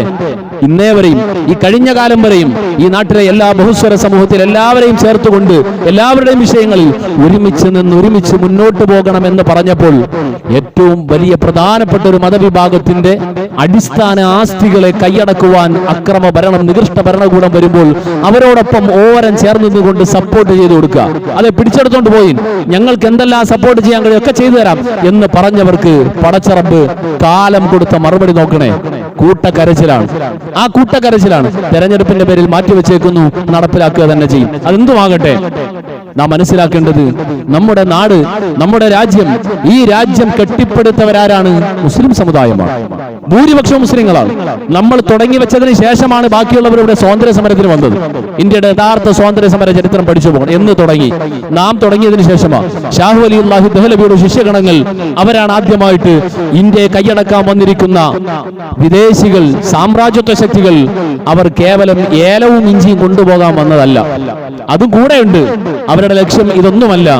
ഈ രാജ്യത്തിന്റെ അഖണ്ഡതയെ തകർത്തുകൊണ്ട് അവരുടെ കുടിലമായ ചില സാത്താനിക ലക്ഷ്യങ്ങളാണ് എന്ന് തിരിച്ചറിഞ്ഞുകൊണ്ട് ഇന്ത്യയിൽ ഇന്നത്തെ നിലവിലാക്രമ ഭരണകൂടത്തിനെതിരിൽ പോരാടൽ ജിഹാദാണ് എന്ന് പ്രഖ്യാപിച്ചത് മുസ്ലിം ഉമ്മത്തിന്റെ ഉലമാക്കളാണെങ്കിൽ, ആ ഉലമാ സമൂഹത്തിന്റെ വാക്കുകൾ കേട്ടുകൊണ്ട് സ്വാതന്ത്ര്യ സമരഗോതയിൽ ഒരു നൂറ്റാണ്ട് കാലം പടപൊരുത്തിയതിനു ശേഷമാണ് നാം ഇന്ന് കേൾക്കുന്ന 1857 ഒന്നാം സ്വാതന്ത്ര്യ സമരം തുടങ്ങുക. അതിനുശേഷമാണ് ബാക്കിയുള്ളവരൊന്നും. ആ ജനതയാണ് നമ്മൾ. നമ്മുടെ ആരുടെയും പിന്മുറക്കാര്, നമ്മുടെ മുൻഗാമികളെ ചരിത്രം പഠിച്ചു പോയാൽ നമ്മൾ ആരും വിദേശത്തുനിന്ന് വന്നവരൊന്നുമല്ല. നമ്മളെല്ലാം ഈ നാട്ടിൽ ജനിച്ചവരാണ്, ഇവിടെ ജനിച്ചു വളർന്നവരാണ്. നമ്മുടെ മുൻഗാമികളെ കുറിച്ച് പഠിച്ചു പോയാൽ ഈ നാട്ടിൽ വിവിധ മതങ്ങളിൽ വിശ്വസിച്ചിരുന്നവരാണ്. അവരുടെ മക്കളാണ് മതം മാറി വിശുദ്ധ ദീനിലേക്ക് വന്ന് ആ സന്താന പരമ്പരയാ നമ്മൾ. എത്രയോ ദൂരം വഴിമാറി നിൽക്കേണ്ട രേഴ ചെറുമൻ പോയി തൊപ്പിയിട്ടാൽ ചുറ്റും അവനെത്തി ചാരത്തിരുന്നിടാം തെല്ലും ഭയം വേണ്ട തമ്പുരാരെ എന്ന് കുമാരനാശാൻ പറയേണ്ടി വന്ന ഒരു കാലമുണ്ടായിരുന്നു. മുസ്ലിം ആയാൽ മാത്രമേ പുറത്തിറങ്ങി ജീവിക്കാൻ തന്നെ കഴിയൂ എന്ന ഒരു കാലമുണ്ടായിരുന്നു. മുസ്ലിങ്ങളെ സംബന്ധിച്ചിടത്തോളം ആരെയും ഭയപ്പെടലില്ല. മറ്റു പലരും പടിക്ക് പുറത്തു നിർത്തപ്പെട്ടിരുന്ന കാലമായിരുന്നു. അന്ന് അതിനെതിരെ ധീരമായി ശബ്ദിച്ചവർ പോരാടിയ ഒരു ജനതയാണ് മുസ്ലിം സമുദായം. ആ മുസ്ലിം സമുദായത്തിലേക്ക് വന്ന് അങ്ങനെ വളർന്നു വന്ന ഒരു തലമുറയിലാണ് നമ്മളെല്ലാം അന്ന് ജീവിക്കുന്നതെങ്കിൽ നമ്മൾ ഈ നാട്ടിൽ ജനിച്ചു ജീവിച്ചവർ, ഒരു പാകിസ്ഥാനിൽ നിന്ന് വന്നവരല്ല. പിന്നെ ആരാണ് ഈ പറയണെന്നറിയോ? പറയുന്ന ആളുകളിൽ മതം പരിവർത്തനം ചെയ്തുകൊണ്ട് അവരിലേക്ക് പോകാൻ കഴിയില്ല. ഇസ്രായേൽ യഹൂദിയിലും ഇന്ത്യൻ ബ്രാഹ്മണിസത്തിലേക്കും മതപരിവർത്തനമില്ല. ഇന്ത്യ ഭരിക്കുന്ന ബ്രാഹ്മണിസത്തിനോ ലോകം ഭരിക്കുന്ന ഇസ്രായേൽ ജൂതായുസത്തിനോ പരിവർത്തനമില്ല. ഒരാളിനും ഈ രണ്ടെണ്ണത്തിലേക്ക് കയറാൻ കഴിയൂല. അവർ ജന്മം കൊണ്ട് മാത്രമാണ്. ഈ ജന്മം കൊണ്ട് ഈ ലോകത്തിന്റെ രണ്ട് ഭാഗങ്ങളിലായി ലോകം നിയന്ത്രിക്കുന്ന ഈ രണ്ട് വിഭാഗവും ഇത് രണ്ടുപേരും ഇന്ത്യക്കാരുമല്ല. ഇസ്രായേൽ ജൂതന്മാർ അവിടെ, ഇന്ത്യ ഭരിക്കുന്ന ഇന്ത്യൻ ബ്രാഹ്മണിസം ഇറാനിൽ നിന്ന് വന്നതാ, പഴയകാലത്തെ ഇറാനിൽ നിന്ന്. അഖണ്ഡ ഭാരതത്തിൽ പോലും പെടൂല.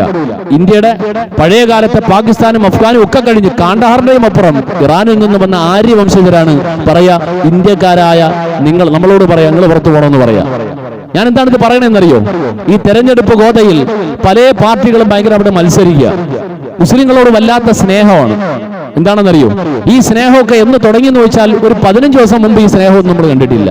15 ദിവസം മുമ്പ് വരെ ഇടതനും വലതനും എല്ലാവരും മുസ്ലിം ഉമ്മത്തിന്റെ ഉന്നമനവും മുസ്ലിം സമുദായത്തിന്റെ ഡെവലപ്മെന്റിന് മുമ്പിൽ എന്താണ് ചെയ്തിട്ടുള്ളത്, കൃത്യമായിട്ടും എന്താണ് മുസ്ലിം സമുദായത്തിന്റെ വളർച്ചയ്ക്ക് വേണ്ടി നൽകിയിട്ടുള്ളത് എന്ന് ചോദിച്ചാൽ അവർക്ക് പറയാൻ കാര്യമായിട്ടൊന്നും ഉണ്ടാവില്ല. എന്തുകൊണ്ട്? അവരെ സംബന്ധിച്ചിടത്തോളം മുസ്ലിം സമുദായത്തിന്റെ രാഷ്ട്രീയമായ മുന്നേറ്റം, രാഷ്ട്രീയമായി മുസ്ലിം സമുദായം വളരുക എന്നുള്ളത് അവർ ഭയപ്പെടുകയാണ്. ജാതി ഭേദാഭിത്വം പലതും തകർന്നു പോകുമെന്നത് കൊണ്ട് തന്നെയാണ് മുസ്ലിങ്ങൾ വളരാൻ പാടില്ല. മുസ്ലിങ്ങൾ എപ്പോഴും അടിമകളായി ഓച്ചാനിച്ച് നിൽക്കണം എന്നതാണ്. അങ്ങനെ കുറെ കാലമുണ്ടായിരുന്നു. BJP-യുടെ പേരും പറഞ്ഞിട്ടാണ് രണ്ടുപേരും നമ്മളെ പേടിപ്പിക്കുക. BJP-യുടെ പേരും പറഞ്ഞു. ഈ BJP എന്ന് പറഞ്ഞ 2014 മഴയത്ത് കുരുത്തു വന്ന സാധനമൊന്നും അല്ലല്ലോ. അതിനു മുമ്പ് ഏകദേശം 45 കൊല്ലമായിട്ട് ഇവിടെയുണ്ട്. അവർ വളർന്നു വരുന്നത് എങ്ങനെയാ? അവര് തന്നെ 4 ദല്ലാളുമാരെ ഉണ്ടാക്കി കൂലിക്ക് ആളെ എടുത്ത് എവിടെയെങ്കിലും കൊണ്ട് ഒരു പൊട്ടിക്കുക. എന്നിട്ട് ഏറ്റെടുക്കാൻ വേണ്ടി മുസ്ലിം വേഷം ധരിച്ച 4 പേരെ കൊണ്ടുവരിക. അവർ തന്നെ പൊട്ടിക്കുന്നു, അവർ തന്നെ ഏറ്റെടുക്കുന്നു, അവർ തന്നെ സമ്മതിക്കുന്നു, അവർ തന്നെ പ്രചരിപ്പിക്കുന്നു. ഇതാണ് നടക്കുക എന്ന് പഴയകാല ഭരണകൂടത്തിനൊക്കെ അറിയാം. എന്നിട്ടും മൗനമായി സപ്പോർട്ട് ചെയ്തു കൊടുത്തു. ഇതാണോ സംഭവിച്ചത്? ഇതാണോ അല്ലയോ? ഇത് തന്നെ സംഭവിച്ചത്. ഇത് ഒരുപാട് കാലമായി പലരും പറഞ്ഞു. അവസാനം ഇത് ലോകത്തിന്റെ മുമ്പിൽ വിളിച്ചു പറഞ്ഞൊരു മനുഷ്യനുണ്ടായിരുന്നു. അതായിരുന്നു മഹാനായ ഹേമന്ത് കർക്കരെ. ആ ഹേമന്ത് കർക്കരയെ വധിക്കുന്നതിന് വേണ്ടി മാത്രം നടത്തപ്പെട്ടതാണ് ബോംബെ താജ് ഹോട്ടൽ ആക്രമണം എന്ന് പറയുന്ന ആളുകളുണ്ട്. അതിന്റെ കൂടെ പ്രവർത്തിച്ച ഫോഴ്സിൽ വർക്ക് ചെയ്ത SM മുഷീറിഫിന്റെ പുസ്തകം അത് പറയുന്നുണ്ട്. അന്ന് അമേരിക്കയുടെ ചില ചതിയന്മാരായ ചില ആളുകൾ അന്ന് ഈ ഇന്ത്യയിൽ നിന്നുകൊണ്ട് പ്രവർത്തിച്ച കാര്യങ്ങളും പലരും പുറത്തു പറഞ്ഞിട്ടുണ്ടെങ്കിൽ ഇതാണ് ഇവിടെ നടക്കുക എന്ന് എല്ലാവർക്കും അറിയാമായിരുന്നു. അന്ന് ഈ ക്രൂര കർമ്മങ്ങളിലൂടെ ഈ രാജ്യം പിടിച്ചടക്കാനുള്ള എല്ലാ ഒത്താശയും ചെയ്തു കൊടുത്തവർ, എല്ലാ വഴികളും അനുകൂലമാക്കി കൊടുത്തവർ, അന്നൊന്നും അവർക്ക് ഈ മുസ്ലിം സ്നേഹം ഒന്നും ഉണ്ടായില്ല. ഈ മുസ്ലിം സ്നേഹം ആർക്കും ഉണ്ടായിരുന്നില്ല. എല്ലാവരും ഒന്നായിരുന്നു. എല്ലാവരും ഒന്നിച്ച് തന്നെയാണ് നിന്നത്. അവർ പാലൂട്ടി വളർത്തി 2014 കസേരയിൽ കൊണ്ടിരുത്തി. അപ്പോഴും കുഴപ്പമൊന്നുമില്ല, സമാധാനത്തോടെ ഇരുന്നു. എല്ലാം കഴിഞ്ഞിട്ട് ഈ കൊണ്ടിരുത്തിയ സർപ്പം പണി തുടങ്ങിയപ്പോ പറയാ, ഇത്രയും ഭീകരമായിരുന്നല്ലേ എന്ന്. ഇപ്പൊ അതിൽ നിന്ന് രക്ഷപ്പെടാൻ നോക്കുക. ഈ പാലൂട്ടി വളർത്തിയവനെ പോലും വിട്ടിട്ടില്ല, അതിനെ തിരിച്ചു കുത്തുന്ന അവസ്ഥ വന്നപ്പോ ഇതാണ് നമ്മുടെ ഇന്ത്യയിലെ രാഷ്ട്രീയം. അതുകൊണ്ട് ഒരു മുന്നണിക്കാരെയും കണ്ണടച്ചുകൊണ്ടൊരു മുസ്ലിം വിശ്വസിക്കേണ്ട ആവശ്യമില്ല. ഒരു മുന്നണിക്കാരും എന്റെ മുന്നണിയാണ് മുസ്ലിങ്ങൾക്ക് നല്ലത് എന്നൊന്നും ആരും പറയണ്ട. എല്ലാ മുന്നണിക്കാരനും മുസ്ലിങ്ങളെ സംബന്ധിച്ചിടത്തോളം ഈ മുസ്ലിം ഉമ്മത്തിന്റെ വളർച്ചയ്ക്ക് പിന്നിൽ നൽകിയിട്ടുള്ള സംഭാവന എത്രത്തോളം നമുക്കറിയാം. നമ്മളൊന്ന് പഠിച്ചാൽ നമുക്കറിയാം. കേരളത്തിൽ അല്പസ്വല്പമൊക്കെ എന്തെങ്കിലും മെച്ചങ്ങൾ ഉണ്ടായിട്ടുണ്ടെങ്കിൽ ഗൾഫ് നാട്ടിൽ പോയി അറേബ്യൻ മണലാരുണ്യത്തിൽ പണിയെടുക്കാൻ പോയപ്പോഴേ ആ മണലാരുണ്യത്തിൽ പണിയെടുക്കുമ്പോഴും ഫോർമാനായിട്ട് വന്ന മറ്റുള്ളവരെ കണ്ടിട്ട് ഞാൻ ഇവിടെ വന്നിട്ട് അടിമപ്പണി ചെയ്യേണ്ടി വരിക, പക്ഷെ എന്റെ മേലെ വരുന്ന എന്നെക്കാളും വലിയ ശമ്പളവും സൗകര്യങ്ങളൊക്കെ നേടുന്നവൻ അവൻ എന്തുകൊണ്ട് എന്റെ മേലെയായത്? അവൻ നാട്ടിൽ നിന്ന് പഠിച്ചു, അവൻ വളർന്നു, അവന് സാമ്പത്തികമായും വിദ്യാഭ്യാസപരമായും അവൻ നേടിയ മേൽക്കൈകൾ അത് നമ്മുടെ കുട്ടികൾക്കുണ്ടാകണം, നമ്മുടെ ഭാവി തലമുറക്കുണ്ടാകണം. അതിനെന്ത് ചെയ്യണം?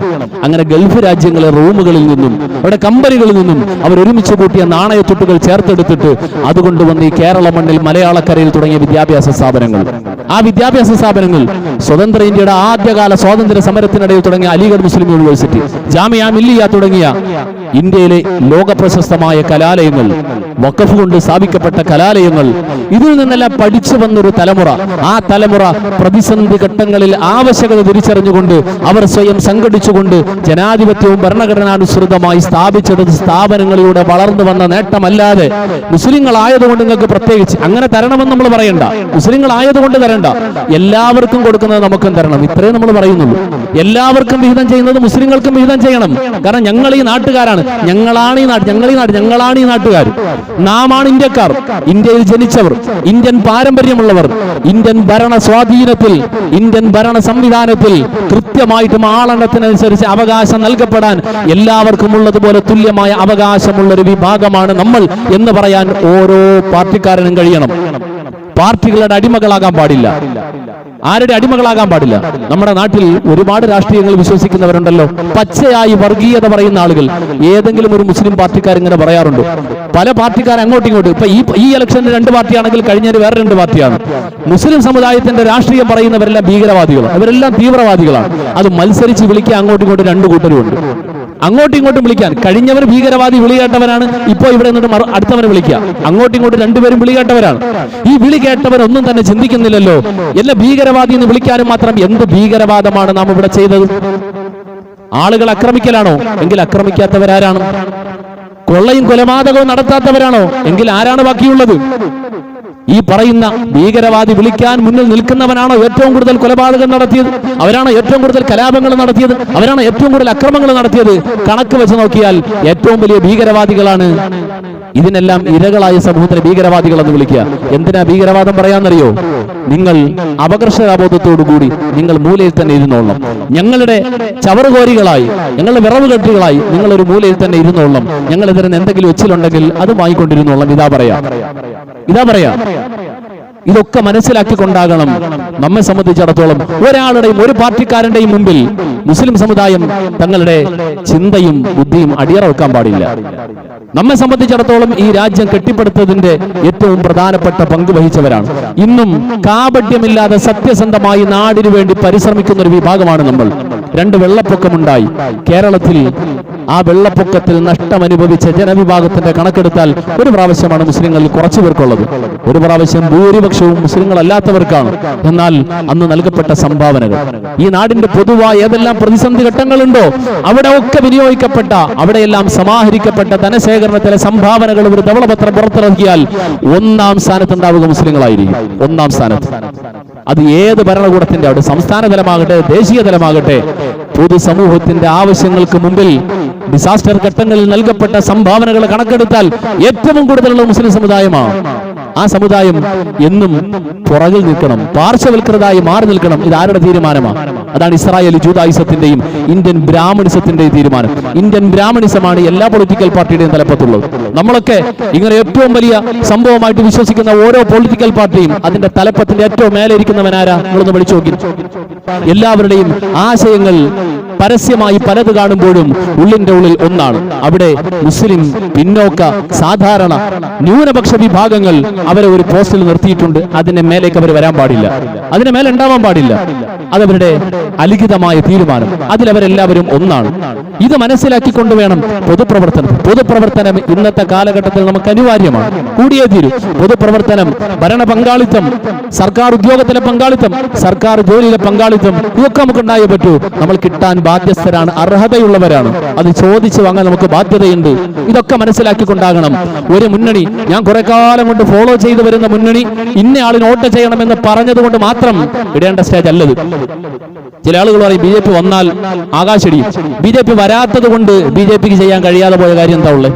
നമ്മുടെ സംസ്ഥാനത്ത് അവിടെ എവിടെയാവട്ടെ, ബി ജെ പി വരാത്തത് കൊണ്ട് ബി ജെ പിക്ക് ചെയ്യാൻ കഴിയാതെ പോയ കാര്യം എന്താ ഉള്ളത്? അവർക്ക് തടസ്സമായ കാര്യം, അവർ ഭയപ്പെടേണ്ട കാര്യം വല്ലതുണ്ടോ? ആര് ഭരിച്ചാലും ഭരിക്കുന്ന യഥാർത്ഥത്തിൽ ആരാണ്? പ്രത്യക്ഷത്തിൽ ആര് വന്നാലും ശരി ഭരിക്കുന്നത് ആരാണ്? ഭരിക്കുന്നത് സംഘപരിവാർ തന്നെയാണ്. ലോകം ഭരിക്കുന്നത് ഇസ്രായേൽ തന്നെയാണ്. പണ്ട് ജയപ്രകാശ് സാർ പറഞ്ഞു, ഇസ്രായേലിന്റെ പാർലമെന്റിൽ ഇസ്രായേൽ തീരുമാനിക്കും, അമേരിക്കയുടെ പാർലമെന്റിൽ അത് പാസ്സാക്കും. എന്നിട്ട് ഏത് രാജ്യത്താണോ കൊടുക്കേണ്ടത് ആ രാജ്യത്തിലെ അവരുടെ സ്വാധീനത്തിലുള്ള ആളുകളെ വിളിച്ചിട്ട് അതിലൂടെ ഏത് മതവിഭാഗത്തിലാണോ കൊടുക്കേണ്ടത് ആ മതവിഭാഗത്തിലൂടെ ആ വിഭാഗത്തിന്റെ ഉള്ളിലേക്ക് എത്തിക്കും. ഇതാണ് ലോകത്ത് നടക്കുക. എത്ര കറക്റ്റ് ആണെന്നുള്ളത് ഞാൻ പറഞ്ഞു വരുന്നത് പരിശുദ്ധ ദീനുൽ ഇസ്ലാം അതാണ് ഒരു മുസ്ലിമിന്റെ ജീവിത സരണി. ദീൻ പഠിപ്പിക്കുന്ന ഒരു സാമൂഹിക ജീവിതമുണ്ട്. എല്ലാ വിഭാഗം മനുഷ്യരെയും പരിഗണിക്കണം. എല്ലാവരെയും ജാതി മത ഏകോദര സഹോദരങ്ങളെ പോലെ എല്ലാവരെയും മനുഷ്യരായി പരിഗണിച്ച് എല്ലാവരും ഞാൻ ജീവിക്കാൻ ആഗ്രഹിക്കുന്നത് പോലെ എല്ലാവർക്കും ജീവിക്കാൻ കഴിയണം. അവിടെ ജാതിയും മതവുമില്ല, വർഗവും വർണ്ണവുമില്ല, ദേശവും ഭാഷയുമില്ല. വബ്നു സബീൽ സക്കാത്ത് കൊടുക്കാൻ പഠിപ്പിച്ച മതമാണ് ഇസ്ലാം. ഏത് മതമാണ് പഠിപ്പിച്ചത്? വബ്നു സബീൽ. 8 വിഭാഗത്തിന്റെ വിഭാഗം. ആരാണ് വബ്നു സബീൽ എന്നറിയോ? ഒരു പരിചയവുമില്ല, ഒരു പരിചയവുമില്ല, ഒരു ബന്ധവുമില്ല. ഏതോ നാട്ടുകാരൻ, എങ്ങോട്ടോ പോകുന്ന ഒരാള്. അങ്ങനെ ഒരാള് മുസ്ലിമീങ്ങൾ താമസിക്കുന്ന ഒരു പ്രദേശത്തൂടെ കടന്നുപോയാൽ അയാൾ ഏതെങ്കിലും ഒരു കാര്യത്തിൽ ബുദ്ധിമുട്ടിക്കഴിഞ്ഞാൽ അയാൾക്ക് ഭക്ഷണമില്ല, ഉറങ്ങാൻ സ്ഥലമില്ല, അയാൾക്ക് യാത്ര ചെയ്തു പോയി ലക്ഷ്യസ്ഥാനത്തിലെത്താൻ കഴിയാതെ വന്നാൽ ആ നാട്ടിലെ ഭരണകൂടം ഇസ്ലാമിക ഭരണകൂടമാണെങ്കിൽ അവർ ഒരു വിഹിതം മാറ്റിവെച്ചിരിക്കണം വബ്നു സബീലിന് കൊടുക്കാൻ. ജാതി മതവും നോക്കിയിട്ടല്ല. ഇതാണ് ഇസ്ലാമിന്റെ ഭരണം. ഇതാണ് മുസ്ലിം സമൂഹത്തിന് പഠിപ്പിക്കുന്നത്. ഈ ചിന്തയാണ് ഓരോ പൊതുപ്രവർത്തനവും ഉണ്ടാകേണ്ടത്. പൊതുപ്രവർത്തനം ഉപജീവനമാണ് പലർക്കും. പൊതുപ്രവർത്തനം ഉപജീവനമായി കാണുന്നവരെ സംബന്ധിച്ചിടത്തോളം, അതിനുവേണ്ടി രാഷ്ട്രീയത്തിൽ ഇറങ്ങുന്നവരെ സംബന്ധിച്ചിടത്തോളം ആഖിറത്തിൽ ഒരു ഹിസ്സയും ഉണ്ടാകില്ല എന്ന് പരിശുദ്ധ റസൂൽ നബിയുനാ മുഹമ്മദുർ റസൂലുള്ളാഹി സ്വല്ലല്ലാഹു അലൈഹി വസല്ലം തങ്ങൾ നമ്മളെ പഠിപ്പിക്കുകയാണ്. പൊതുപ്രവർത്തനം വലിയൊരു സേവനമാണ്, വലിയൊരു ഖിദ്മത്താണ്. ഖിലാഫത്ത് എന്ന് പറഞ്ഞാൽ അതാണ്, വലിയൊരു ഖിദ്മത്താണ്. സാധാരണക്കാരായ, കഴിവില്ലാത്ത, നാവില്ലാത്ത, സംസാരശേഷിയില്ലാത്ത, അവകാശങ്ങൾ ചോദിക്കാൻ കഴിയാത്ത മനുഷ്യർക്കും അവകാശങ്ങൾ നേടിക്കൊടുക്കുവാൻ, ആവശ്യങ്ങൾ സാധിച്ചു കൊടുക്കുവാൻ സഹായകമായി നിൽക്കുന്ന ഒരു സംവിധാനത്തിനാണ് ഭരണമെന്ന് പറയാം. ആ ഭരണത്തിന്റെ ഭാഗമായി ഖിദ്മത്തിന് വേണ്ടി ഇറങ്ങാൻ ആഗ്രഹിക്കുന്നവരെ സംബന്ധിച്ചിടത്തോളം പുണ്യമാണ്. എന്നാൽ ഇതിനെ മറയാക്കിക്കൊണ്ട് വ്യക്തിലോകവും വ്യക്തിസമ്പാദ്യവും തന്റെ സാമ്പത്തിക സ്രോതസ്സും വികസിപ്പിക്കലാണെങ്കിൽ അവന് ലഭിക്കാൻ പോകുന്നത് ഈ ദുനിയാവിലും ആഖിറത്തിലും ഏറ്റവും വലിയ പരാജയമാണ്. വളരെ അപൂർവം ആളുകൾ മാത്രമാണ് ചക്കര കൊടുത്ത് കൈയിട്ടിട്ട് ഒന്നുമില്ലാതെ മടങ്ങിയവരായിട്ട് നമ്മൾ കാണുക. അതിവിടെ എന്നല്ല, ലോകം മുഴുവനും, ദുനിയാവ് മുഴുവനും മനുഷ്യൻ സമ്പത്തിനോട് വല്ലാതെ താല്പര്യമുള്ളവനാണ്. മനുഷ്യൻ സുഖങ്ങളോട് ഏറ്റവും താല്പര്യമുള്ളവനാണ്. അള്ളാഹുവിന്റെ ഖുർആൻ പറഞ്ഞത് എത്രയോ ശരി. പറയാൻ എല്ലാവർക്കും വലിയ മുഞ്ചുള്ള വാക്കുണ്ടാകും, വലിയ സേവനമാണെന്നൊക്കെ പറയാനുണ്ടാവും. അള്ളാന്റെ ഖുർആൻ പറയാലോ,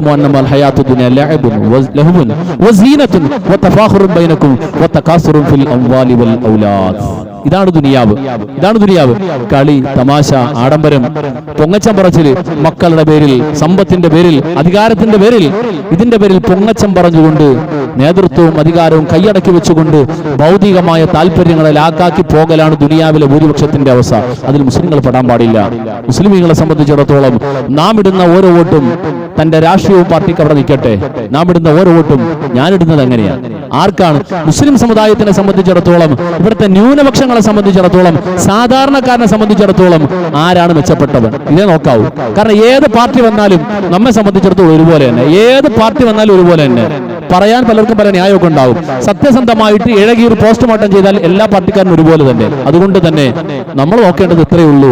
മുസ്ലിം ഉമ്മത്തിനും അതുപോലെ ന്യൂനപക്ഷങ്ങൾക്കും ഈ നാടിനെ സ്നേഹിക്കുന്നവർക്കും സത്യസന്ധമായി, അഴിമതിയില്ലാതെ, ശരിയായ നിലയിൽ സ്വന്തം പോക്കറ്റും സ്വാർത്ഥ താല്പര്യങ്ങളെയും മാറ്റിവെച്ചുകൊണ്ട് നീതിയുക്തമായി തീരുമാനമെടുക്കാൻ, ധൈര്യസമേതം നിലപാടെടുക്കാൻ കഴിവുള്ളത് ഇതിലാരാണ്?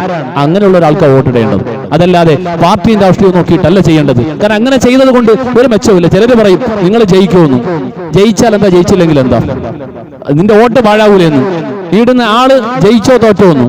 ജയിച്ചാലും തോറ്റാലും ഞാൻ പറയാം, ഞാനൊരു ആളിന് വോട്ടിട്ടു. ആ വോട്ടിട്ടയാള് പാർട്ടി മാത്രമാണ് നോക്കിയത്. ബാക്കി അയാളുടെ ഭാവി, അയാളുടെ രീതി, സ്വഭാവം, പെരുമാറ്റം ഇങ്ങനെയാണ്, ഭാവിയിൽ ജനങ്ങൾക്ക് ബുദ്ധിമുട്ടുണ്ടാകാൻ സാധ്യതയൊക്കെ അറിയാം. എങ്കിലും പാർട്ടി പറഞ്ഞതുകൊണ്ടിട്ടു. ഇയാളെ കണ്ടുണ്ടാകുന്ന ബുദ്ധിമുട്ട് എന്തെല്ലാം ഉണ്ടോ അതിന് ഞാനും കൂടെ സപ്പോർട്ട് ചെയ്തേക്കും. ആ ദുരന്തം നമ്മളിലേക്കും വരും. അള്ളാഹു ആക്കട്ടെ, പടച്ചോൻ കാക്കട്ടെ. ഇതാണ് നമ്മൾ ഉണ്ടാവേണ്ടത്. നമ്മുടെ വോട്ട് ഒരു വോട്ടും പാഴാകത്തില്ല. ഒരു മുസ്ലിമിന്റെ വോട്ടും, മുസ്ലിമല്ല, ഒരു മനുഷ്യന്റെ വോട്ട് പാഴാകുന്നില്ല. വോട്ട് എവിടെ പാഴാവുക? നമ്മെ സംബന്ധിച്ചിടത്തോളം നമ്മുടെ ശരിയിലാണ് നമ്മൾ ഇടുന്നത്. നമ്മുടെ ശരി, നമുക്ക് ഉറപ്പായിട്ട് വിശ്വാസമുള്ള ശരിയും നന്മയും ന്യായവുമാണെന്ന് തോന്നുന്നിടത്താണ് നമ്മൾ ഇടുക. അങ്ങനെ ഇടേണ്ടത്. അല്ല ജയിക്കുന്ന പാർട്ടിക്ക് ഇടണം, തോക്കുന്ന പാർട്ടിക്ക് ഇടണം, ഇങ്ങനെയൊന്നുമില്ല. ഇതൊക്കെ പലരും പറഞ്ഞ് ന്യായീകരണങ്ങൾ കൊണ്ടുവച്ചേക്കുക. കാര്യങ്ങൾ തിരിച്ചറിഞ്ഞ് മനസ്സിലാക്കാൻ അള്ളാഹു തൗഫീഖ് തരട്ടെ. വല്ലാത്തൊരു പ്രതിസന്ധി ഘട്ടത്തിലൂടെയാണ് നമ്മുടെ രാജ്യം പോവുക. വല്ലാത്തൊരു പ്രതിസന്ധിയിലൂടെയാണ് നമ്മുടെ സമൂഹം എത്തപ്പെട്ടിരിക്കുന്നത്. ഈ നാട്ടിലെ ഏറ്റവും വലിയ ഭൂരിപക്ഷമായൊരു മതവിഭാഗം പൂർണ്ണമായും പാർശ്വവൽക്കരിക്കപ്പെട്ട് നിൽക്കുമ്പോൾ തന്റെ ഇടത്തോടെ, ധൈര്യസമേതം, ആണത്തത്തോടെ ചോദിക്കണം, ഞങ്ങൾ ഇവിടുത്തെ ഇത്ര ശതമാനമുള്ള ആളുകളാണ് ആളുകളാണ്. ഞങ്ങളുടെ അവകാശം ചോദിക്കുന്നതിന് എന്താണ് കുഴപ്പമെന്ന് ചോദിക്കാൻ നാവ് പൊന്തണം നമുക്ക്. ഇല്ലാതെ പാർട്ടി പറയുന്നതനുസരിച്ച് പഞ്ചപുച്ഛമടക്കി നിൽക്കലല്ല. അല്ലാഹു റബ്ബുൽ ആലമീൻ ഈ ഉമ്മത്തിന് ഹിദായത്ത് തരട്ടെ, ഇസ്തിഖാമത്ത് തരുമാറാകട്ടെ, തഖ്വയും തവക്കുലും തരുമാറാകട്ടെ. അല്ലാഹു എല്ലാ പ്രതിസന്ധികളെയും നേരിടാൻ കരുത്ത് നൽകി അനുഗ്രഹിക്കുമാറാകട്ടെ. ആമീൻ ആമീൻ യാ റബ്ബൽ ആലമീൻ.